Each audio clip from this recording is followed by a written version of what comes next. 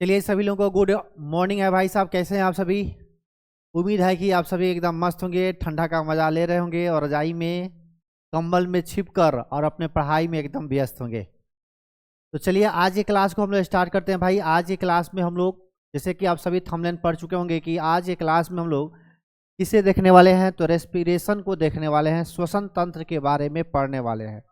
यहाँ से बहुत सारे क्वेश्चन आपको पूछे जाएंगे, टीआरई 1, 2 और 3, अगर तीनों यहाँ से देखिएगा प्रीवियस ईयर क्वेश्चन, तो यहाँ से बहुत सारे क्वेश्चन पूछे गए थे। इसी के आधार पे हम लोग इस बैच को, मतलब इस क्लास को अरेंज किया गया है कि जो भी प्रीवियस क्वेश्चन पूछा गया है उसके आधार पर इस क्लास को अरेंज किया गया। मतलब कहने का मेरा मतलब है कि प्रीवियस ईयर के क्वेश्चन को देखते हुए इस चैप्टर को सजाया गया है, ताकि अगर क्वेश्चन आपसे फिर पूछा जाए तो आपको कोई दिक्कत ना हो, आप इजीली रूप से आप समझ सके। खास करके जो बच्चे आर्ट्स क्षेत्र के हैं, जो आर्ट्स पढ़े हुए हैं और चाहते हैं कि नहीं हमें साइंस भी पढ़ना है, तो उनके लिए ये क्लास को अरेंज किया गया है। ऐसे तो साइंस तो सभी बच्चे पढ़ते हैं, जो साइंस पढ़ते हैं सर उनको तो कोई दिक्कत नहीं होना चाहिए, क्योंकि साइंस बैकग्राउंड जो होता है वो क्या कहते हैं, वो जो बच्चे पढ़ते हैं उनका क्लियर रहता है। लेकिन फिर भी अगर वैसे बच्चे जो साइंस नहीं पढ़ पाए हैं, जिनको साइंस समझ में नहीं आता है, वे बच्चे जुड़कर इसे लाभ उठा सकते हैं। तो चलिए क्लास को हम लोग स्टार्ट करते हैं। और आज ये क्लास में हम लोग क्या देखने वाले हैं, तो रेस्पिरेशन के बारे में हम लोग बात करने वाले हैं। लेकिन क्लास को स्टार्ट करने से पहले एक बार फिर से आप सभी से आग्रह है कि भाई साहब इसे ज़रूर शेयर कीजिए, वीडियो को जरूर शेयर कीजिए। सभी अपने अपने दोस्तों के पास, जो भी आपका ग्रुप है, जो भी आपका टेस्ट ग्रुप चलता है, उस ग्रुप में इसको शेयर कीजिए, ताकि सभी बच्चे इस वीडियो को दुलार और प्यार दे सके और सभी बच्चों का सिलेक्शन का, मतलब एक क्या कहते हैं, एक सीढ़ी सिलेक्शन का वो आगे बढ़ जाए। ठीक है, तो यहाँ से सबसे पहले तो आपको शेयर कर देना है बाबू, और उसके बाद से दोस्त यहाँ पे सेशन को क्या कर देना है, तो लाइक भी कर देना है। चलिए इसी के साथ हम लोग क्लास को आगे की ओर लेकर चलते हैं। लेकिन आगे को चलने से पहले एक यहाँ पे मोटिवेशन कोट, आपको मोटिवेट रहना पड़ेगा। बिना मोटिवेट होने हुए आप सक्सेस को अचीवमेंट नहीं कर सकते हैं। दूसरी बात आप हमको बतला दे रहे हैं कि बहुत अच्छी ये खुशखबरी है कि नीतीश कुमार अपने पार्टी ट्यूटर से, जेडीयू जो पार्टी है उनका, अपने ट्यूटर से उन्होंने क्या किया, ट्वीट किया है कि बहुत जल्द क्या होने वाला है, बहुत जल्द आपको टीआरई 4 का अनाउंसमेंट होने वाला है। और यहाँ डेट भी दे दिया है कि जनवरी में अनाउंसमेंट कर दिया जाएगा। तो बाबू अब देर नहीं है, अब रुकना नहीं है, बैठना नहीं है, डेली क्लास में आप ज्वाइन होइए, डेली क्लास को कीजिए, तभी आपका सक्सेस, आप सफल हो पाइएगा, तभी आप बिहार के शिक्षक बन पाइएगा। तो प्यारे बच्चों इस बात को ध्यान रखिए कि बहुत जल्द अब टीआरई 4 आने वाला है, इसमें कोई दो राय नहीं है। सरकार एकदम खुश है, हमारे जो भी हम सब दोस्त हैं, सभी जो विद्यार्थी हैं, उन विद्यार्थियों पे खुश है, खास करके शिक्षकों पे खुश है कि सभी शिक्षकों ने पूर्ण रूप से क्या किया था, नीतीश कुमार को वोट दिया गया था, नहीं जी।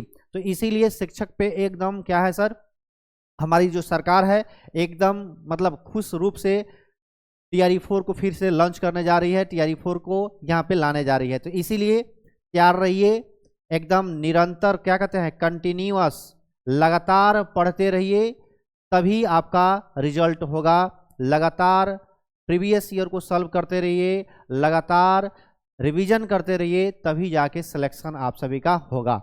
तो रिवीजन के लिए हम हैं यहाँ पे, हम रिवीजन करा रहे हैं। आप डेली 9 बजे वाली क्लास में आप ज्वाइन करके आप क्लास को रिवीजन कर सकते हैं, फ्री ऑफ कॉस्ट। यहाँ पे कोई ऐप नहीं है, कोई चार्ज नहीं है। अगर साइंस का टेंशन आप पे है कि सर साइंस हमसे नहीं हो पा रहा है, तो साइंस के लिए यहाँ पे स्टडी व्हील जो चैनल है, उस चैनल से जुड़ जाइए और जुड़कर आप उससे लाभ ले सकते हैं। तो चलिए आज का मोटिवेशन कोट क्या है बाबू, तो आज का मोटिवेशन कोट है कि आपका जितना इसलिए ज़्यादा ज़रूरी है, जितना इसलिए ज़रूरी है, क्यों भाई, क्योंकि बहुत लोग आपके हारने का इंतजार कर रहे होते हैं, ठीक है ना। खासकर जो पटीदार होता है ना, गांव समाज के जो लोग होते हैं ना, वो आपके हारने का इंतजार करते हैं।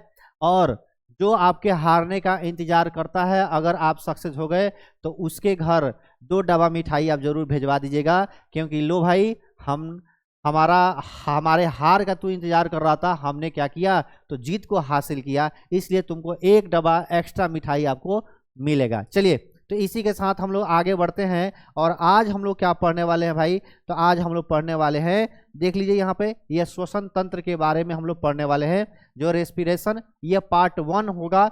हमको लग रहा है कि 2 क्लास में इस चैप्टर को हम लोग समाप्त करेंगे और जैसे ही 2 क्लास में चैप्टर समाप्त होगा उसके बाद से हम लोग क्या करेंगे, इससे जो भी प्रीवियस ईयर क्वेश्चन है सभी क्वेश्चन को हम लोग देखेंगे कि क्वेश्चन ही प्रैक्टिस करना है। मेरा मकसद यही है कि मैक्सिमम क्वेश्चन आपको प्रैक्टिस कराया जाए ताकि आपका डाउट न रहे, ठीक है ना।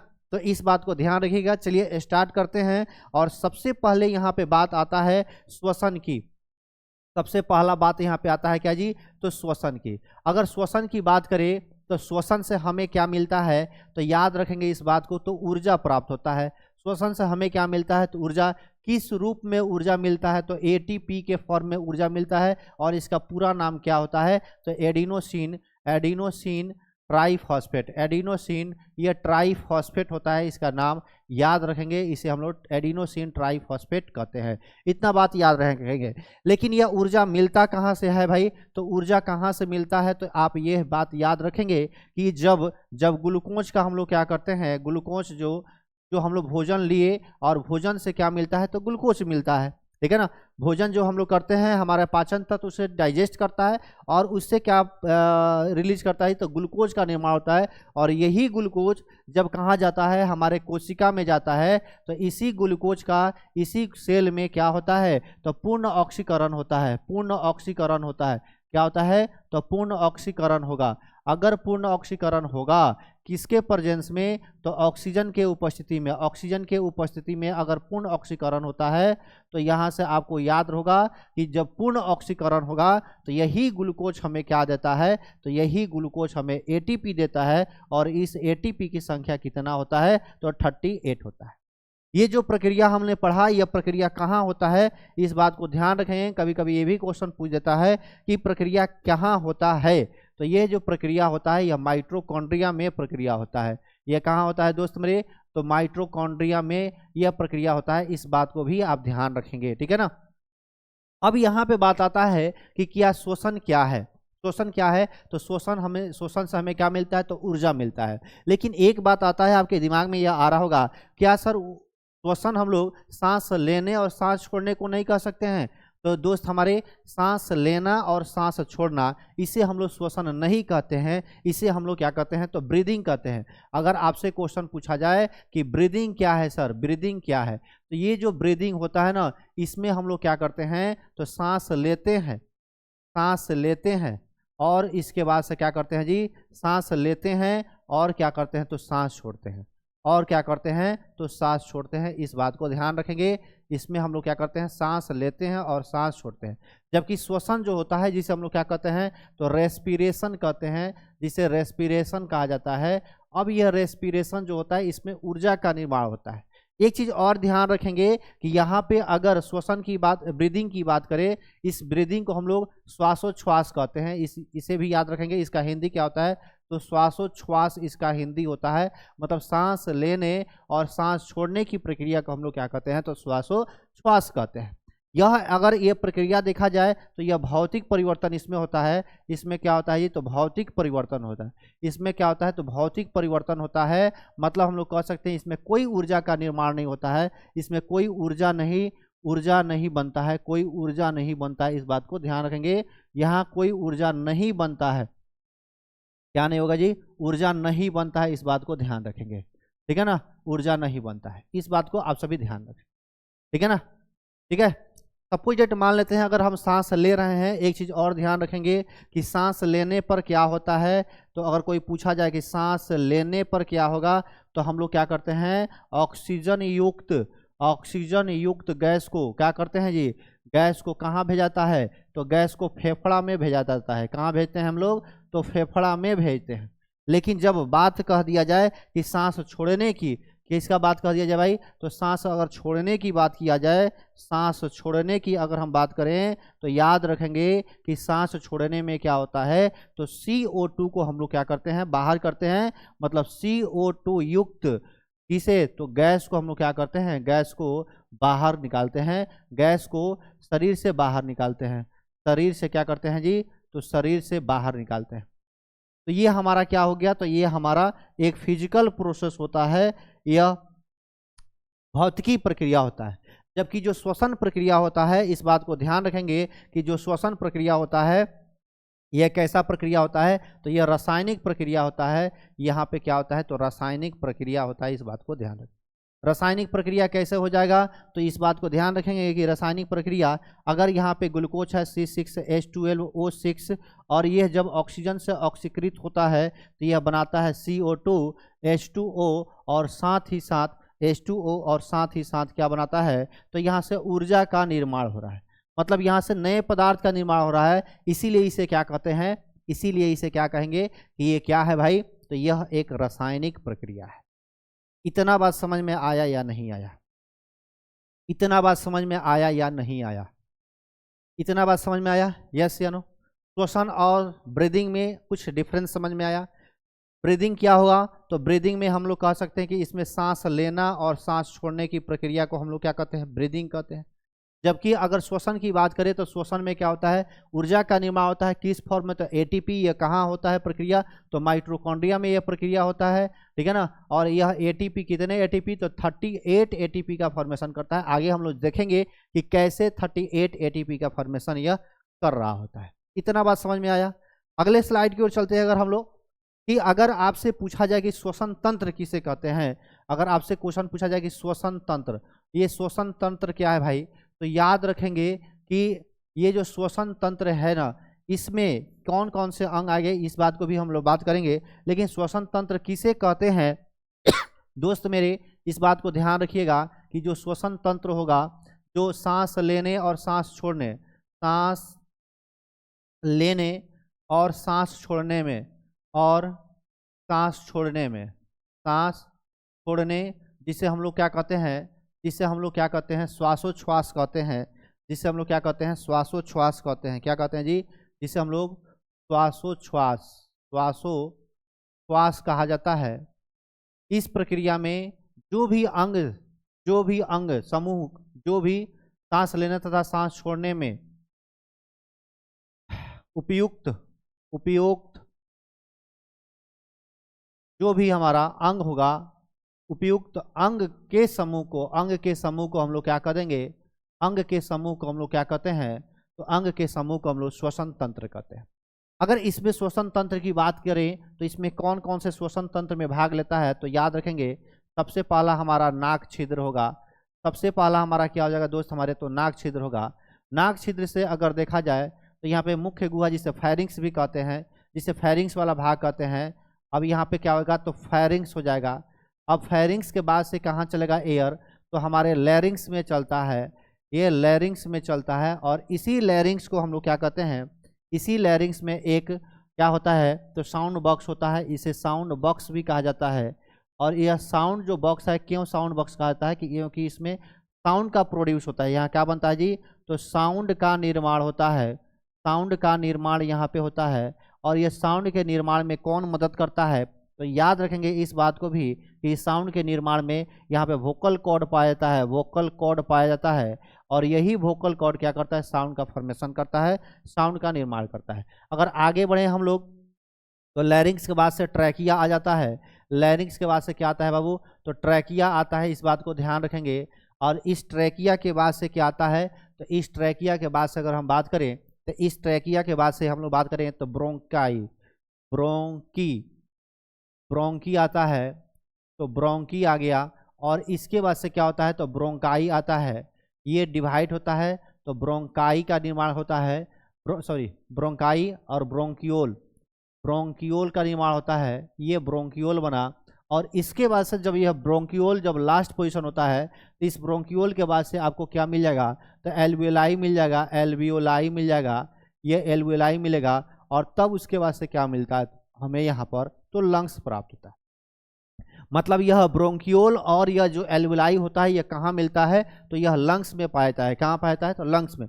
मतलब अगर श्वसन तंत्र की बात करें तो इसमें नाक, नोज ओपनिंग कहते हैं सर, नोज छिद्र कहते हैं, नाक छिद्र कहते हैं। ये फेरिंग्स हो गया, लैरिंग्स हो गया, ट्रैकिया हो गया, ब्रोंकाई हो गया, या ब्रोंकियोल हो गया। और यहाँ पे एल्वियोलाई और क्या होता है, तो लंग्स होता है, फेफड़ा होता है। इसके अलावा एक चीज़ और ध्यान रखेंगे कि यहाँ पे क्या होता है, तो डायफ्राम होता है। ये डायफ्राम होता है। क्वेश्चन अगर आपसे पूछा जाए कि ये जो डायफ्राम है इस मेन फंक्शनल मसल्स कौन होता है, श्वसन तंत्र का मेन मसल्स कौन है, ठीक है ना, तो इस मेन मसल्स को हम लोग क्या कहते हैं, तो डायफ्राम ही कहते हैं, ठीक है ना, इसे क्या कहते हैं जी, तो डायफ्राम कहते हैं, ठीक है ना। क्वेश्चन यहाँ से पूछा जाता है आपसे, याद रखेंगे कि मुख्य मांसपेशी किसे कहते हैं, मुख्य मांसपेशी, मुख्य मांसपेशी किसे कहते हैं, तो याद रखेंगे कि यह जो मुख्य मांसपेशी के फॉर्म में कौन होता है, तो यह डायफ्राम होता है। इसी डायफ्राम के द्वारा श्वसन प्रक्रिया संभव हो पाता है, ठीक है ना। तो ये सभी हमारा क्या है जी, तो अंग है, ये सभी सम्मिलित रूप से क्या करता है, श्वसन में भाग लेते हैं, श्वसन प्रक्रिया करते हैं, इसीलिए इन सभी को हम लोग क्या कहते हैं, तो श्वसन तंत्र कहते हैं। इसे याद रखिएगा। क्वेश्चन यहाँ से पूछा जाता है कि श्वसन का सही डायरेक्शन क्या है, तो कहीं कहीं क्या करेगा सर, ऑप्शन में इधर उधर करके आपसे पूछेगा, तो डायरेक्शन आप याद रखेंगे कि नाक छिद्र होगा, उसके बाद से फेरिंग्स होगा, उसके बाद से लैरिंग्स होगा, तब ट्रैकिया होगा, ब्रोंकाई होगा, ब्रोंकियोल होगा, एल्वुलाई होगा, और सबसे लास्ट में क्या होता है, तो लंग्स। ये लंग्स में ही ब्रोंकियोल और एल्वुलाई पाता है, और यहाँ पे डायफ्राम इसमें क्या करता है, मदद करता है इस प्रक्रिया में, ठीक है ना। तो ये भी क्या है, डायफ्राम क्या है, श्वसन का मुख्य मांसपेशी है। डायफ्राम किसका बना होता है, तो मांसपेशी का बना होता है, इसीलिए इसे क्या कहते हैं, तो श्वसन का मुख्य मांसपेशी हम लोग इसे कहते हैं, ठीक है ना। इतना बात समझ में आ रहा है, इतना बात समझ में आ रहा है यस या नो। चलिए आगे बढ़ते हैं। अब यहाँ पे दो चीज यहाँ पे पूछता है कि निश्वसन क्या होता है और प्रश्वसन क्या होता है, मतलब निश्वसन और निश्वसन में क्या अंतर है, मतलब सांस लेना और सांस छोड़ने में क्या अंतर है, ठीक है ना। अब यहाँ पे एक चीज हम लोग यहीं पे बात कर लेंगे, यहीं पे हम लोग क्या करेंगे, तो भाई साहब बात कर लेंगे, एक सेकेंड थोड़ा सा हमको समय दे दीजिएगा, इसको सही हम कर लें। हाँ, यहाँ पे अगर आपसे पूछेगा कि निश्वसन, यहाँ से पूछा जाएगा आपसे कि निश्वसन क्या है, निश्वसन। अब इस निश्वसन को हम लोग क्या कहते हैं, इसे ही हम लोग क्या कहते हैं, या सांस लेना। ये क्या है जी, सांस लेना। जब सांस लेने की बात करते हैं तो यहाँ पे क्या क्या होता है, सांस लेना भी क्या है, एक तो फिजिकल प्रोसेस है, और सांस लेने में क्या होता है, यहाँ पे पहला पॉइंट कि हवा क्या होता है ना, ये शरीर में प्रवेश करता है, शरीर में क्या होता है जी, प्रवेश करता है। अब जब शरीर में प्रवेश करेगा तो क्यों करेगा भाई, क्योंकि उस समय जो डायफ्राम होगा ना, ये जो डायफ्राम होगा, यहाँ से क्वेश्चन खूब पूछता है, इसको ध्यान रखिएगा, डबल स्टार हम मरा रहे हैं कि डायफ्राम जो होता है ना, यह क्या करता है, यह फ्लैट होता है, ठीक है ना। डायफ्राम नीचे की ओर, नीचे की ओर, नीचे की ओर जाता है, नीचे की ओर जाता है, और हमारा जो पसली है, जिसे रिब्स कहते हैं, जिसे पसली कहते हैं, जिसे हम लोग क्या कहते हैं बाबू दोस्त हमारे, तो पसली कहते हैं। ये जो पसली होता है ना, ये बाहर की ओर निकलता है, बाहर की ओर निकलता है, बाहर की ओर निकलता है। अब ऐसे करने से क्या होगा, ये बाहर की ओर निकलेगा। ऐसा करने से क्या होगा कि फेफड़ा का जो आयतन होगा ना, ये फेफड़ा का जो आयतन है, यह आयतन बढ़ जाता है, आयतन क्या होता है जी, तो बढ़ जाता है, ठीक है ना, बढ़ जाता है, ऐसे कह सकते हैं फेफड़ा का आयतन बढ़ जाएगा। ऐसे भी लिख सकते हैं कि फेफड़ा पर जो दाब होगा ये कम हो जाएगा, फेफड़ा पर जो दाब होगा ना, ये क्या होगा, कम होगा, दाब क्या हो जाएगा, तो याद रखेंगे कि दाब क्या हो जाएगा, तो कम हो जाएगा। और जब दाब कम हुआ ना, तो उसका आयतन क्या हो जाएगा, तो बढ़ जाएगा। दाब कम और आयतन क्या होगा, अधिक हो जाएगा, और आयतन क्या हो जाएगा, इस बात को ध्यान रखेंगे कि आयतन क्या होगा, तो अधिक हो जाएगा। अब जैसे यहाँ पे दाब कम हुआ, क्या होगा जी, आयतन बढ़ा, तो इनहेलेशन मतलब हम लोग सांस को अंदर की ओर ढकेल देंगे, मतलब सांस अंदर की ओर चला जाएगा, ठीक है ना।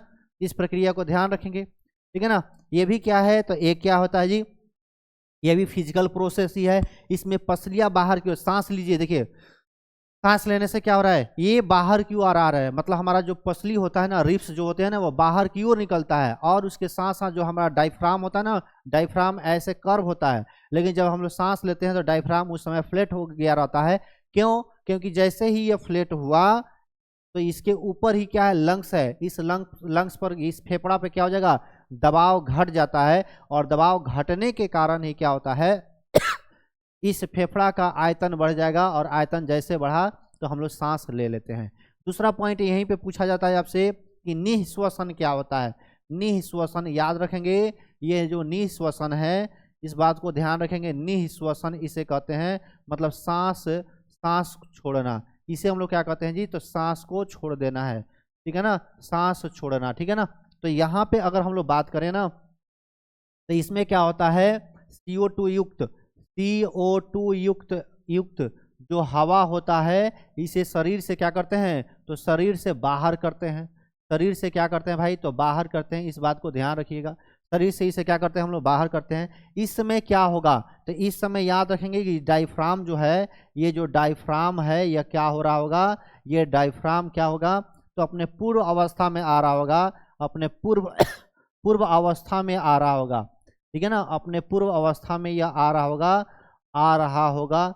मतलब यहाँ पे हम लोग कह सकते हैं कि ये जो डायफ्राम है, यह क्या होगा जी, तो यह कर्व होगा, ठीक है ना, कर्व होगा, ठीक है, इस बात को ध्यान रखें। इसके अलावा और क्या होगा जी, तो जो पसलियां हैं, जो पसलियां हैं, ये क्या कर रहे होंगे जी, तो रिलैक्स कर रहा होगा मतलब पसलियां अंदर की ओर जा रहा होगा, अंदर की ओर जा रहा होगा। अब ऐसा होने से क्या होगा, ऐसा होने से क्या होगा, तो ऐसा होने से फेफड़ा का या अवक्षीय गुहा का, या अवक्षीय गुहा का क्या होता है, तो आयतन कम होता है। आयतन क्या होगा, तो कम होगा, और जैसे आयतन कम होगा तो फेफड़ा पर दाब क्या हो जाएगा जी, फेफड़ा का दाब क्या होगा, तो अधिक हो जाएगा, फेफड़ा का दाब क्या हो जाएगा, तो बढ़ जाएगा। और फेफड़ा का दाब जैसे बढ़ा, उस पर प्रेशर आया, एयर बाहर निकलना चाहेगा, जिससे हम लोग क्या कहते हैं, एक्सहेलेशन कहते हैं। मतलब हम लोग कार्बन डाइऑक्साइड गैस को हम लोग क्या करते हैं, तो शरीर से बाहर की ओर छोड़ देते हैं। इतना बात समझ में आया, इतना बात समझ में आया कि नहीं आया, ठीक है। चलिए यहाँ पे आगे बढ़ते हैं। यहाँ से कभी कभी क्वेश्चन पूछ देता है कि श्वसन मांसपेशी क्या है। श्वसन मांसपेशी, यहाँ देखिएगा, ये श्वसन मांसपेशी के बारे में कभी कभी पूछ देता है कि श्वसन जो मांसपेशी होता है, ये श्वसन मांसपेशी क्या है। तो याद रखेंगे दोस्त हमारे कि श्वसन जो मांसपेशी होता है, यह दो प्रकार के श्वसन मांसपेशी होता है। पहला अगर श्वसन मांसपेशी की बात करें तो यह डायफ्राम होता है, ठीक है ना, ये क्या होता है, डायफ्राम होता है। और इस डायफ्राम को हम लोग क्या कहते हैं, मुख्य मांसपेशी कहा जाता है। इसे हम लोग क्या कहते हैं, तो मुख्य मांसपेशी कहते हैं। इसे हम लोग क्या कहते हैं, तो मुख्य मांसपेशी कहते हैं। इस बात को ध्यान रखिएगा। अगर यहाँ पे दूसरी बात यहाँ पे बात करें तो इसे कहते हैं इंटरकोस्टल मसल कहते हैं, ठीक है ना, इंटरकोस्टल मसल, इसे क्या कहते हैं, तो इंटरकोस्टल मसल्स इसे कहते हैं, मांसपेशी कहते हैं। अब ये कहाँ पाया जाएगा, तो यह याद रखेंगे, इंटरकोस्टल मांसपेशी जो होता है ना, यह रिब्सों के मध्य पाया जाता है। मतलब यह कहाँ मिलेगा, तो यह पसलियों के मध्य पाया जाता है। इस बात को ध्यान रखेंगे कि यह पसलियों के कहाँ मिलता है, तो यह मध्य प्राप्त होता है। और यही क्या करता है ना, तो पसली को आगे और पीछे, मतलब बाहर और अंदर ले जाने में मदद करता है। हम आपको यहाँ पे थोड़ा सा एक ओवरव्यू हम देने का प्रयास करेंगे कि सपोज मान लेते हैं ये हमारा क्या है, तो ये हमारा एस्टर्नम है, क्या है जी, एस्टर्नम है। और यहाँ से क्या लगा हुआ है, तो यहाँ से ऐसे रिब्स लगे रहते हैं। ऐसे क्या आते हैं, 3 4 5 6 और ये हो गया 7, ऐसे रिब्स लगे रहते हैं। ये हमारा क्या हो गया, तो रिब्स हो गए। और ये जो रिब्स होते हैं ना, इसी रिब्स के मध्य यहाँ पे क्या पाया जाता है आपको, तो यहाँ पे आपको पाया जाता है एक मसल्स, जिसे हम लोग क्या कहते हैं, इंटरकोस्टल मसल्स कहते हैं। इसे क्या कहते हैं जी, इंटरकोस्टल मसल्स कहते हैं। यहाँ पे ऐसे ऐसे मसल्स लगे रहते हैं, और इसी मसल्स को हम लोग क्या कहते हैं, तो इंटरकोस्टल मसल्स कहते हैं। ये इस बात को ध्यान रखेंगे। यही हमारा क्या है, तो यही हमारा मसल्स है। और इसी मसल्स के द्वारा क्या होता है, तो यह रिब्स आगे और पीछे चलने में मदद करता है। तो ये क्या हो गया, यही हमारा क्या हो गया, ये जो आप देख रहे हैं ना, यही हमारा क्या हो गया, वाइट वाइट पैच, इसे ही कहते हैं इंटरकोस्टल मसल्स, मांसपेशी, ठीक है ना। यही मांसपेशी जो है यह क्या करता है, तो ध्यान रखेंगे कि यही मांसपेशी हमारे सांस लेने और सांस छोड़ने के समय यह रिब्स को, पसली को आगे और पीछे या ऊपर और नीचे करते रहता है, ठीक है ना। यही इंटरकोस्टल मसल्स होता है, ठीक है। इतना बात समझ में आ गया, इतना बात समझ में आया कि कोई नहीं समझ में आया, बताइएगा। चलिए आगे बढ़े, आगे बढ़े, आगे बढ़ते हैं। यहाँ पे देखिए एक बार और हम थोड़ा सा ओवरऑल आपको हम बताने का प्रयास करेंगे कि यहाँ पर अगर देखा जाए तो यहाँ पे हमने श्वसन को यहाँ पे डिफाइन किया था। श्वसन में क्या होता है जी, ऊर्जा का फॉर्मेशन होता है। ये ग्लूकोज का पूर्ण ऑक्सीकरण होता है। ये कहाँ होता है जी, सेल के अंदर। तो श्वसन को कोशिकीय रेस्पिरेशन भी कहते हैं। अब यहाँ पे हम लोग बात करेंगे कि जो श्वसन है, श्वसन के प्रकार की बात करें अगर हम लोग, इस श्वसन के अगर प्रकार की बात करें, एक बार फिर से हम यहाँ पे बता दे रहे हैं कि श्वसन में क्या होता है, तो ऊर्जा का निर्माण होता है। ऊर्जा का क्या होता है, तो यहाँ पे निर्माण होता है, आप सभी जानते हैं इसके बारे में। तो किसके रूप में यह ऊर्जा प्राप्त होता है, तो एटीपी के रूप में, जिसे एडिनोसिन ट्राइफॉस्फेट जिसे कहते हैं, एडिनोसिन ट्राइफॉस्फेट कहते हैं। इस बात को ध्यान रखेंगे कि एडिनोसिन क्या कहते हैं, तो ट्राइफॉस्फेट इसे हम लोग कहते हैं, ठीक है ना। तो यही ऊर्जा का निर्माण होता है। अब ये जो श्वसन होता है यह दो विधि से होता है, यह दो प्रकार से श्वसन होता है। अगर हम बात करें कौन कौन, तो पहला होता है ऑक्सी श्वसन और दूसरा होता है अनाक्सी श्वसन। अगर पहला यहाँ पे देखा जाए तो यहाँ पे ऑक्सी श्वसन की बात करेंगे हम लोग, ऑक्सी श्वसन की बात करेंगे। और दूसरा जो होता है यह अनाक्सी श्वसन होता है। दूसरा क्या होता है, तो अनाक्सी श्वसन होता है। इसके बारे में हम लोग बातें करेंगे, ठीक है ना। अनाक्सी श्वसन मतलब अगर श्वसन को देखा जाए तो ऑक्सी श्वसन कहते हैं और दूसरा क्या होता है, तो अनाक्सी श्वसन होता है। अगर ऑक्सी श्वसन की बात करें हम लोग तो आपको ध्यान होगा कि इसमें ऑक्सीजन उपस्थित होगा। यहाँ पे क्या रहेगा जी, तो ऑक्सीजन उपस्थित होगा। यहाँ पे क्या रहेगा, तो ऑक्सीजन उपस्थित होगा। आप सभी इसके बारे में जानते हैं कि ऑक्सीजन उपस्थित होता है। जबकि अनाक्सी श्वसन कहते हैं, ये अनाक्सी श्वसन जो होता है इसमें ऑक्सीजन अनुपस्थित होता है, यहाँ पे ऑक्सीजन नहीं पाया जाता है। इस बात को आप सभी ध्यान रखेंगे मेरे दोस्त, इस बात को ध्यान रखेंगे कि ऑक्सी श्वसन का भी डायरेक्ट यही क्वेश्चन पूछ देता है। आपको जब हम क्वेश्चन हम कराएंगे तो आपको दिखलाएंगे कि किस तरह से क्वेश्चन आपसे पूछे जाते हैं, कितने आसान आसान क्वेश्चन पूछे जाते हैं, लेकिन फिर भी हम लोग उसे नहीं बता पाते हैं। क्यों भाई, क्योंकि रिवीजन नहीं रहता है, ठीक है ना। तो रिवीजन करना है भाई, तो यहाँ पे आइए और रिवीजन आप सभी कर लीजिए, ठीक है ना। यहाँ पे क्या होता है, तो ऑक्सी श्वसन में ग्लूकोज का, ये जो ग्लूकोज होता है ना, यह ग्लूकोज का क्या होता है, तो पूर्ण ऑक्सीकरण होता है। यह क्या होता है, इस बात को ध्यान रखेंगे, यहाँ पे पूर्ण ऑक्सीकरण होगा। अगर पूर्ण ऑक्सीकरण होगा तो ये क्या होगा, यहाँ से एटीपी का फॉर्मेशन होता है और यहाँ से 38 एटीपी का फॉर्मेशन होता है। इस बात को आप सभी ध्यान रखेंगे। अगर यह प्रक्रिया देखा जाए, यह प्रक्रिया कहाँ होता है, तो यह जो प्रक्रिया माफ कीजिएगा, ये जो प्रक्रिया होता है यह हमारे सेल के माइटोकॉन्ड्रिया के अंदर होता है। यह कहाँ होता है, तो यह माइटोकॉन्ड्रिया के अंदर होता है, ठीक है ना। इसीलिए यहाँ माइटोकॉन्ड्रिया है, एक क्वेश्चन देख लीजिए, यह जो माइटोकॉन्ड्रिया है, इसी माइटोकॉन्ड्रिया में 30 एटीपी का फॉर्मेशन हो रहा है, मतलब सबसे ज़्यादा ऊर्जा यहाँ बन रहा है। इसीलिए इसे क्या कहते हैं हम लोग, पावर हाउस कहते हैं, ठीक है ना। इसे हम लोग क्या कहते हैं दोस्त मेरे, तो पावर हाउस कहते हैं। इस बात को ध्यान रखिएगा, ठीक है ना। इसे हम लोग क्या कहते हैं, तो पावर हाउस कहते हैं, ठीक है, ठीक है, कोई दिक्कत। चलिए आगे बढ़े। अब यहाँ पे एटीपी तो बना, लेकिन इसके अलावा और क्या क्या बन सकता है, तो आप कह सकते हैं सर कार्बन डाइऑक्साइड बनता है। और क्या बन सकता है, तो यहाँ पे वाटर का निर्माण होता है। इस बात को ध्यान रखेंगे कि जब ऑक्सी श्वसन होगा तो एटीपी का तो फॉर्मेशन होगा ही होगा, लेकिन जल का भी निर्माण होता है और कार्बन डाइऑक्साइड भी बनता है। इस बात को आप सभी ध्यान रखिएगा। अगले टॉपिक की ओर चलते हैं। यहाँ पे जब अनाक्सी श्वसन की अगर हम बात करते हैं, जब अनाक्सी श्वसन की बात करते हैं तो इसमें क्या होगा जी, ऑक्सीजन अनुपस्थित होता है, मतलब यहाँ पे ऑक्सीजन नहीं पाया जाएगा। इस बात को ध्यान रखिएगा, यहाँ पे ऑक्सीजन क्या होगा, तो यहाँ पे ऑक्सीजन नहीं होगा। जब ऑक्सीजन नहीं होगा तब क्या होगा, तो यहाँ पे ग्लूकोज का आंशिक, ये जो ग्लूकोज है इसका आंशिक, ये क्या होगा जी, आंशिक ऑक्सीकरण होता है। ऑक्सीकरण होता है लेकिन आंशिक रूप से ऑक्सीकरण होता है। इस बात को ध्यान रखेंगे, आंशिक रूप से ऑक्सीकरण होता है। इस बात को ध्यान रखेंगे। जब आंशिक रूप से ऑक्सीकरण हो रहा होगा तब इसमें क्या बन जाएगा तब इसमें अल्कोहल बनेगा। क्या बनेगा जी, तो अल्कोहल का निर्माण होगा, ठीक है ना।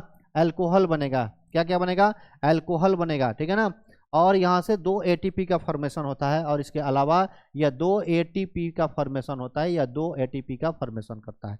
अब यहाँ पे बात करते हैं कि यह प्रक्रिया कहाँ होता है, तो ये याद रखेंगे कि यह जीव द्रव्य में होता है, या कह सकते हैं कोशिका द्रव्य में। ये कहाँ होता है जी, तो ये कोशिका द्रव्य में यह प्रक्रिया होता है। इस बात को भी ध्यान रखेंगे, ये क्वेश्चन पूछा हुआ है, TRE का ही क्वेश्चन है कि कहाँ, तो कोशिका द्रव्य में ये प्रक्रिया होता है। कौन, तो अनाक्षी श्वसन की प्रक्रिया कोशिका द्रव्य में होता है।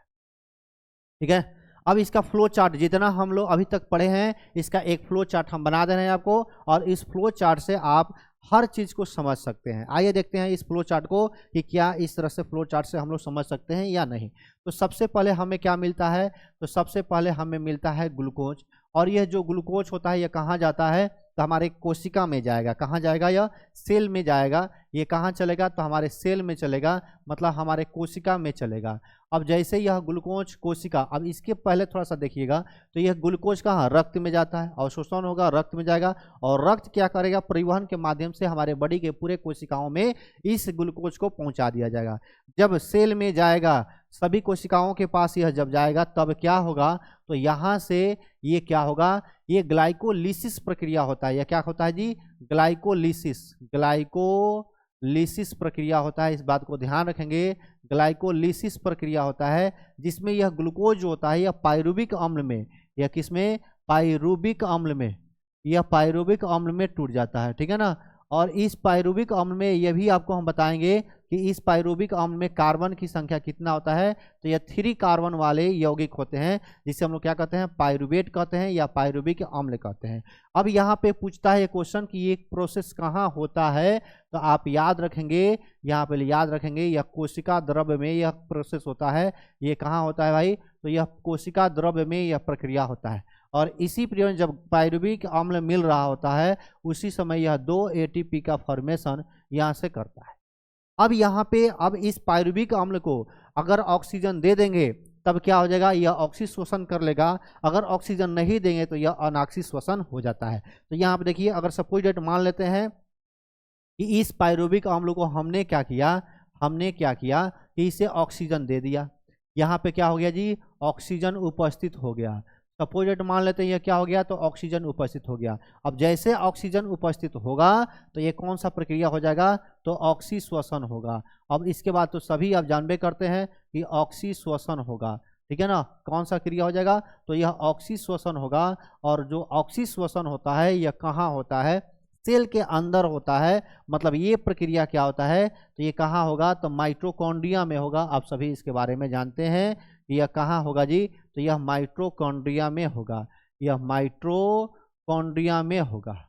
ठीक है ना, ये कहाँ होगा, तो माइटोकॉन्ड्रिया में होगा। और इस प्रोसेस को क्या कहते हैं, तो इस प्रोसेस को क्रेब्स चक्र कहते हैं। इस बात को भी ध्यान रखेंगे कि इसे हम लोग क्या कहते हैं, तो क्रेब्स चक्र भी कहते हैं। इस बात को ध्यान रखेंगे, इसे क्या कह देंगे, तो इसे हम लोग क्रेब्स चक्र कहते हैं। ये माइटोकॉन्ड्रिया में हुआ, और ऑक्सी श्वसन प्रक्रिया हो रहा है माइटोकॉन्ड्रिया माफ कीजिएगा, यह माइटोकॉन्ड्रिया में हो रहा है। इस चक्र को हम लोग क्या कहते हैं, क्रेब्स चक्र। मतलब अगर ऑक्सी श्वसन प्रक्रिया हो रहा है तो इसके में कितने चक्र होते हैं, कितने पार्ट होते हैं, तो 2 पार्ट 2 विधि से होता है। पहला तो कोशिका द्रव्य में यह प्रक्रिया होगा, जबकि दूसरा में क्या होगा, तो क्रेब्स चक्र में यह प्रक्रिया पूरा होता है। और यहाँ से क्या बनता है, तो आप सभी जानते हैं कि यहाँ से 38 ATP का फॉर्मेशन होगा, और 38 ATP के साथ साथ CO2 बनेगा, और यहाँ से H2O का फॉर्मेशन हो जाएगा। ठीक है ना, अगर यह ऑक्सी श्वसन हो रहा है तो इस ऑक्सी श्वसन में इस ग्लूकोज का पूर्ण क्या होगा, ये पूर्ण क्या होगा, तो ऑक्सीकरण हो जाता है। लेकिन अगर हम लोग बात करते हैं सपोज डेट यहाँ पे ऑक्सीजन अनुपस्थित है, ऑक्सीजन क्या है, तो अनुपस्थित है। अगर ऑक्सीजन अनुपस्थित है तो यहाँ पे कौन सी क्रिया हो जाएगा, तो यहाँ पे क्रिया हो जाएगा अनाक्षी श्वसन हो जाएगा। ठीक है ना, यह कौन सा प्रक्रिया हो जाएगा जी, अनाक्षी श्वसन इसे कह देंगे। और अनाक्षी श्वसन में यहाँ से 2 प्रकार से अनाक्षी श्वसन हो जाएगा। इसे याद रखेंगे, यहाँ से क्वेश्चन पूछे जाते हैं। ठीक है ना, अगर हम लोग बात करें किसमें, तो मांसपेशी में। अगर हम लोग बात करें किसमें, तो मांसपेशी की अगर बात करें तो ये जो मांसपेशी होता है ना, इस मांसपेशी में क्या होगा, अनाक्षी जब श्वसन होता है तो यहाँ से लैक्टिक अम्ल का फॉर्मेशन होता है। क्या बनता है जी? तो यहाँ से याद रखेंगे इसे कि लैक्टिक एसिड का फॉर्मेशन होता है, और इसी लैक्टिक एसिड के कारण क्या होता है, मांसपेशी में क्या होता है, दर्द होता है। मांसपेशी में या मांसपेशी में क्या हो जाएगा, तो दर्द होगा, दर्द होगा, ऐंठन होगा, ठीक है ना, ऐंठन होगा, ठीक है। हाँ समझ में आ रहा है? यह मांसपेशी में क्या हो जाएगा, तो दर्द होगा, और क्या हो जाएगा, तो दर्द के साथ साथ ऐंठन भी होगा, ठीक है। और इसके अलावा इस अच्छे यहाँ से एक और क्वेश्चन आपसे पूछता है, कभी कभी ऐसे पूछ देता है कि बताइए इसका फॉर्मूला क्या हुआ। तो याद रखेंगे C3H6O3, C3H6O3 का फॉर्मेशन होता है, इसे ही लैक्टिक एसिड कहते हैं। इसके अलावा क्या बनेगा, तो यहाँ से 2 ATP का फॉर्मेशन होता है। क्या होता है, तो 2 ATP का फॉर्मेशन हो जाता है, ठीक है ना। क्या बनता है, तो 2 ATP का फॉर्मेशन हो जाता है, ठीक है। आगे बढ़े। अब यहाँ पे आप आगे बात करते हैं हम लोग किसके बारे में, अगर यही प्रक्रिया ईस्ट में हो रहा है, कहाँ हो रहा है जी, अगर यही प्रक्रिया ईस्ट में हो रहा है, ठीक है ना, किसमें, ईस्ट में। तो जब यह प्रक्रिया ईस्ट में होता है तो यहाँ से क्या बनता है, तो यहाँ से अल्कोहल बनता है। क्या बनता है जी, अल्कोहल बनता है। अल्कोहल का फॉर्मूला C2H5OH होता है। और यहाँ पे और क्या बनता है जी, एक सेकेंड, इसको थोड़ा सा ये बना क्या, तो C2 और H5 बना, और इसके साथ साथ क्या बनता है, तो याद रखेंगे CO2 का फॉर्मेशन होता है। जो एल्कोहल का फॉर्मेशन हो रहा है, इस प्रक्रिया को ही हम लोग क्या कहते हैं, किण्वन कहते हैं। इस प्रक्रिया को हम लोग क्या कहते हैं, तो किण्वन कहते हैं, ठीक है ना। इस प्रक्रिया को क्या कह देंगे, तो इस प्रक्रिया को हम लोग क्या कहते हैं, तो किण्वन कहते हैं। इस बात को आप सभी ध्यान, ठीक है, इसे हम लोग क्या कहते हैं, तो किण्वन कहते हैं। तो ये जो हमारा क्या हो गया, यह ईस्ट में अगर देखा जाए तो ईस्ट में अल्कोहल जिसे शराब कहते हैं आप लोग, और शराब पी के जो क्या होते हैं, नशे में जो रहते हैं लोग, वो कहाँ फॉर्मेशन होता है जी, तो ईस्ट में। अगर ईस्ट में फॉर्मेशन हो रहा है मतलब अनाक्षी श्वसन के द्वारा हो रहा है, और जब अनाक्षी श्वसन के द्वारा हो रहा है तो यहाँ से 2 ATP का फॉर्मेशन होगा, और उसके साथ साथ अल्कोहल और कार्बन डाइऑक्साइड का फॉर्मेशन होता है। और इस प्रोसेस को हम लोग क्या कहते हैं, तो प्यारे दोस्त हमारे, इस प्रोसेस को, इस प्रक्रिया को हम लोग क्या कहते हैं, तो किण्वन कहते हैं, फर्मेंटेशन कहा जाता है, ठीक है। कोई दिक्कत, कोई दुख दर्द समस्या तो बताइए, यहाँ से कोई दुख दर्द समस्या हो तो बताएंगे।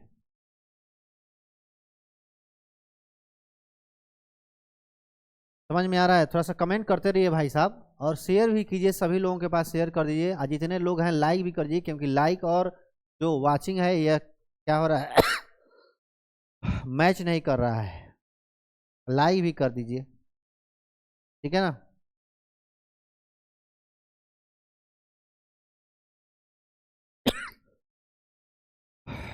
चलिए आगे बढ़े, बढ़े आगे, चलिए आइए बढ़ते हैं। तो ये हमारा क्या हो गया, ये पूरा प्रोसेस हो गया, किसका प्रोसेस हो गया, तो हमारा ये हमारा हो गया प्रोसेस किसका, तो ग्लूकोज से क्या बनना, तो ATP का फॉर्मेशन, मतलब शोषण का पूरा यह प्रक्रिया हो गया। आगे बढ़ते हैं। मनुष्य में अगर शोषण की बात करें, मनुष्य में अगर श्वसन की बात करें, तो मानव श्वसन तंत्र की बात करें, तो अभी अभी जस्ट हम लिखे थे कि मानव श्वसन तंत्र में नाक आता है, फेरिंग्स आता है, लैरिंग्स आता है। इसके अलावा क्या है जी, लैरिंग्स के बाद ट्रैकिया आता है, ट्रैकिया बाद ब्रोंकियोल, ब्रोंकाई आता है, तब ब्रोंकियोल आता है, ब्रोंकियोल के बाद से एल्विलाई होता है, ठीक है ना। और उसके बाद से लंग्स को पढ़ेंगे, चैप्टर को हम लोग क्या करेंगे, तो समाप्त करेंगे। तो यहाँ से अब हेडिंग क्या बनेगा हम लोग का, कि मानव श्वसन तंत्र। यह मानव अगर श्वसन तंत्र की बात करें हम लोग, यह मानव श्वसन तंत्र की अगर हम बात करें, जिसे ह्यूमन रेस्पिरेटरी सिस्टम कहते हैं, तो आपको हम लोग बताए थे कि इसमें क्या होगा, तो नाक हो जाएगा, नाक के अलावा क्या होगा, नाक के अलावा क्या होगा, यहाँ पे फेरिंग्स हो जाएगा, ये फेरिंग्स हो जाएगा। इसके अलावा क्या होगा, तो लैरिंग्स हो जाएगा, ये लैरिंग्स हो जाएगा। इसके अलावा क्या होगा, तो ये लैरिंग्स के बाद से ट्रैकिया हो जाता है, यह ट्रैकिया होता है। इसके बाद से क्या हो जाएगा, तो यह ब्रोंकाई हो जाता है, यह ब्रोंकाई हो जाता है, ब्रोंकाई हो जाएगा। और ब्रोंकाई के बाद से क्या हो जाएगा, तो ब्रोंकाई के बाद से क्या हो जाएगा जी, तो ब्रोंकाई के बाद से अगर बात करें तो ब्रोंकियोल हो जाएगा, यह ब्रोंकियोल हो जाता है, यह ब्रोंकियोल हो जाता है। और उसके बाद से क्या होता है, तो लंग्स होता है, ठीक है ना। इसके बाद से एल्वियोलाई हो जाएगा, इसके बाद से एल्वियोलाई हो जाएगा, इसके बाद से हम लोग लंग्स के बारे में बात करेंगे और उसके बाद से हम लोग डायफ्राम के बारे में हम लोग बात करेंगे। अब इतना जब बात करेंगे हमारा चैप्टर क्या हो जाएगा, यह समाप्त हो जाएगा। और समाप्त करने के बाद से हम लोग क्वेश्चन को भी बहुत अच्छे तरीका से देखेंगे, ठीक है ना। तो सबसे पहले अगर यहाँ पे हम लोग बात करें किसके बारे में, तो हमारे नाक के बारे में। ये जो 9 नाक छिद्र जो होता है यह बहुत ही इंपॉर्टेंट होता है हमारे बॉडी के लिए, ठीक है ना। सांस लेने, ऐसे कहिएगा कि सर मुंह नाक तो बंद कर देते हैं तो मुंह से सांस लेंगे, बात सही है। नाक जब बंद किए तो मुंह से सांस जाएगा, लेकिन जो नाक काम कर सकता है ना वह मुंह हमारा काम नहीं कर सकता है। सांस तो जाएगा लेकिन उस हवा के साथ साथ बहुत सारे बैक्टीरिया चला जाता है। नाक में देखिएगा छोटे छोटे रोम्स होते हैं, छोटे छोटे बाल होते हैं। ये बाल क्या करते हैं, तो यह हमारे क्या कहते हैं, हमारे हवा को छानने का कार्य करता है। इसके अलावा हमारे नाक में म्यूकस रिलीज होते रहता है और यह म्यूकस क्या करता है, धूल कण को क्या करता है, एब्जॉर्ब कर लेता है, अंदर जाने से रोकता है। साथ ही साथ आपको बता दें कि जो बैक्टीरिया होते हैं इस बैक्टीरिया भी इस म्यूकस के साथ क्या होते हैं, तो चिपक जाते हैं, ठीक है ना। और दूसरा बात यहाँ पे क्या होता है सर, एक ओल्फैक्टरी जो रीजन होता है और इस ओल्फैक्टरी जो रीजन होता है इस रीजन में क्या होता है, तो जो सांस हम लोग ले रहे हैं उस सांस उस एयर को उस हवा को क्या करता है, यह वार्म करके रखता है, मतलब गर्म करके रखता है। मतलब इस हवा को हमारे बॉडी टेम्परेचर के अनुसार बना के रखता है। तो इतना फायदा है क्या हमारे नाक से। लेकिन मुंह से अगर सांस लेंगे तो डायरेक्ट क्या होगा, बैक्टीरिया धूल कण सब हमारे फेफड़ा में चला जाएगा, तो जल्दी फेफड़ा खराब होने का चांस रहता है। लेकिन नाक जो है ना नाक में छोटे छोटे रोम म्यूकस पाए जाने के कारण ये क्या करते हैं, तो हमारे इसे तो हमारे हवा को क्या करता है, तो छान कर पहुंचाने का कार्य करता है, ठीक है ना। तो यहाँ पे हम लोग लिखेंगे कि नाक में क्या होते हैं, नाक में क्या होता है जी, तो नाक में क्या होता है, छोटे छोटे बाल होते हैं। ये छोटे छोटे क्या होते हैं भाई, तो छोटे छोटे बाल होते हैं। अब ये जो छोटे छोटा जो बाल होता है ना, यह बाल क्या करता है, तो हवा को छानता है। पहला इसका काम क्या हो गया कि हवा को क्या किया, यह तो छान दिया, ठीक है ना। हवा को क्या कर दिया जी, छान कर दिया, ठीक है ना। उसके आवाज से हवा को छानने में क्या होगा, धूल कण को रोक देता है हवा को छानता है और क्या कह सकते हैं जी, धूल कण को क्या करता है, धूल कण को क्या करता है, तो यह रोकता है। इस बात को भी ध्यान रखेंगे, यह धूल कण को क्या करता है, तो रोक देता है। इसके अलावा और क्या कर सकता है, तो ये हमारे नाक में श्लेष्मा पाया जाता है। इस नाक क्षेत्र में क्या होता है, तो ये तो पहला क्या हो गया कि बाल पाया जाता है। दूसरा यहाँ पे हम लोग लिख सकते हैं कि श्लेष्मा पाया जाता है। ये जो श्लेष्मा जो होता है ना, यह चिपचिपा पदार्थ होता है। यह कैसा, तो चिपचिपा पदार्थ होता है, ठीक है ना। ये चिपचिपा पदार्थ होता है। ये चिपचिपा पदार्थ क्या करता है भाई, तो ये चिपचिपा पदार्थ क्या करता है, तो हमारे जो यहाँ पे धूल कण को जो छाना ये क्या करता है, ये क्या करता है, यह रोकता भी है। और उसके साथ साथ जो चिपचिपा पदार्थ होता है ना, तो हमारे इस हवा के नमी को बना के रखता है। हवा के नमी को बनाता है, नमी को बना कर रखता है। नमी को क्या करता है, यह बना कर रखता है। अच्छा एक चीज बताइए, इस समय गर्मी के मौसम में देखते होंगे कि ओंठ फट जाता है, ओंठ फट जाता है, ठीक है ना, और ब्लीडिंग भी होने लगता है। तो ऐसे ही हमारे नाक के अंदर भी हो सकता है। कब, जब ये श्लेष्मा नहीं रहेगा तब। श्लेष्मा नहीं रहने के कारण नाक फट सकता है और नाक फट के क्या हो जाएगा, ब्लीडिंग होने लगता है। कभी कभी छोटे छोटे बच्चों में या बुजुर्ग बड़ों में भी देखा जाता है कि क्या होता है, नाक फट गया तो कहता है क्या, भीनास फट गया है। तो भीनास क्या फटता है, भीनास कुछ नहीं, वही जो नाक का जो लेयर होता है, इंटरनल जो लेयर होता है ना, वह सूख जाने के कारण रैप्चर करता है और ब्लीडिंग होने लगता है, ठीक है ना।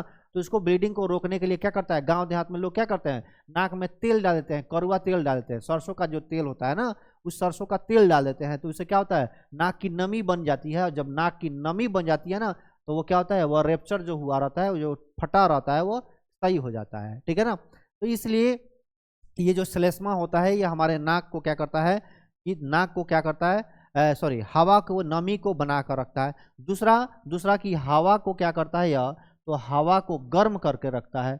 हवा को क्या करेगा भाई, तो यह गर्म करके रखेगा, गर्म करके रखेगा, गर्म करके रखता है, ठीक है ना। हवा जो होता है ना ये क्या करता है, हवा को क्या करता है, गर्म करके रखता है। अब हवा गर्म करने का मतलब क्या हुआ, क्या हवा गर्म करने का मतलब क्या हुआ, मतलब गर्म रखता है। जैसे कि मान लिया हमारा बॉडी टेम्परेचर क्या है, इस समय हमारा body temperature 35 degree 37 degree Celsius है, और इस समय इन्वायरमेंट हमारे जो चारों तरफ जो वातावरण है उसका टेम्परेचर सपोज मान लेते हैं 20 डिग्री सेल्सियस है। तो जो यह अंतराल है 20 डिग्री और 37 डिग्री, जो 17 डिग्री का अंतराल है, यह जब यहाँ इन्वायरमेंट से हम एयर ले रहे हैं वही ठंडा हवा ले रहे हैं। तो जो ठंडा हवा ले रहे हैं इसको गर्म करने का काम कौन करेगा, तो यही श्लेष्मा जो होता है यह क्या करता है, हवा को गर्म करता है। ठीक है ना, यह क्या करता है, श्लेष्मा जो क्या करता है, हवा को गर्म करता है। दूसरा यहाँ पे अगर बात करें, यहाँ पे बात करें तो ऑल्फैक्टरी रीजन होता है। इसमें क्या पाया था, इस नाक में क्या पाया है, तो याद रखेंगे ऑल्फैक्टरी रीजन होता है। क्या होता है इसमें, तो ऑल्फैक्टरी रीजन होता है, रीजन होता है। और यह ऑल्फैक्टरी जो रीजन होता है, इस बात को ध्यान रखेंगे कि यह हमारे ब्रेन से, यह हमारे मस्तिष्क से, यह मस्तिष्क से क्या होता है, यह मस्तिष्क से जुड़ा रहता है, यह मस्तिष्क से क्या रहता है, तो जुड़ा होता है।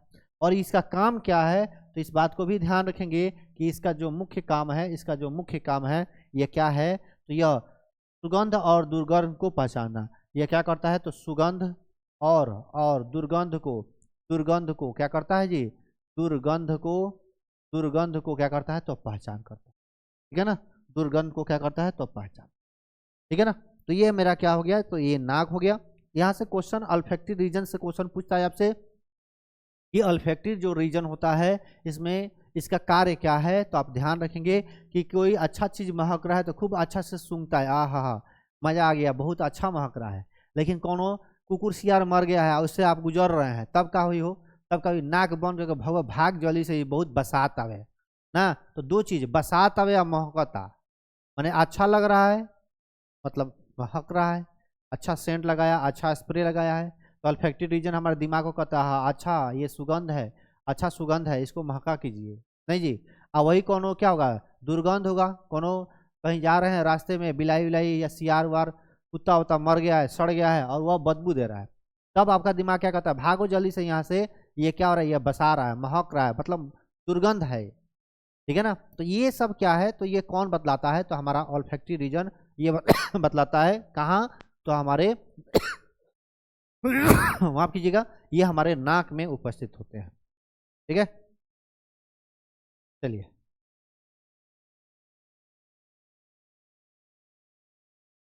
सभी लोगों को गुड मॉर्निंग है भाई साहब, एक बार फिर से आप सभी का आपके अपने प्लेटफॉर्म स्टडी व्हील में स्वागत है। चलिए एक बार शेयर करिए सभी दोस्तों के पास जो भी कंपटीशन की तैयारी कर रहे हैं, जो भी चाह रहे हैं सरकारी नौकरी लेना, और वैसा कंपटीशन जिसमें 25 मार्क्स का क्या या उससे ज़्यादा क्या पूछा जाए, साइंस का से अगर क्वेश्चन पूछा जा रहा है तो उन सभी को आप इससे जोड़ सकते हैं और जोड़कर आप सभी लाभ ले सकते हैं। फ्री ऑफ कॉस्ट में, कोई ऐप नहीं, कोई चार्ज नहीं, सिर्फ आपको समय देना है। और गारंटी के साथ कहते हैं कि अगर कोई बच्चा अगर आर्ट्स से भी पढ़ा हुआ है, अगर वो हमसे साइंस पढ़ रहा है, मेरा दावा है, मेरा गारंटी है कि उसे हम साइंस जरूर सिखा देंगे, 100 में 100% सिखा सकते हैं। ठीक है ना, थोड़ा सा वो प्रयास करेगा बच्चा, उसके साइंस एकदम परफेक्ट हो जाएगा। तो चलिए आगे हम लोग बढ़ते हैं। आगे हम लोग क्या पढ़ना है, तो फेरिंग्स के बारे में बात करेंगे।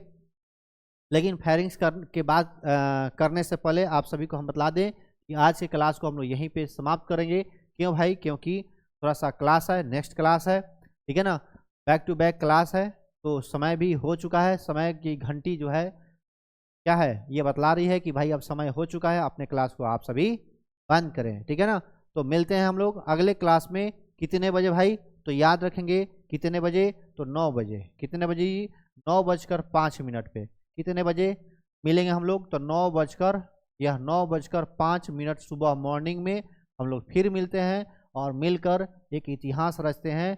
सभी लोग तैयार हैं तो कमेंट बॉक्स में यस लिखे, और आज की क्लास को हम लोग यहीं पे समाप्त करते हैं। मिलते हैं हम लोग अगले क्लास में, तब तक के लिए बहुत बहुत धन्यवाद, तहे दिल से आप सभी को नमस्कार, थैंक यू, गुड बाय। आपका दिन एकदम शुभमय हो। चलिए, जय हिंद।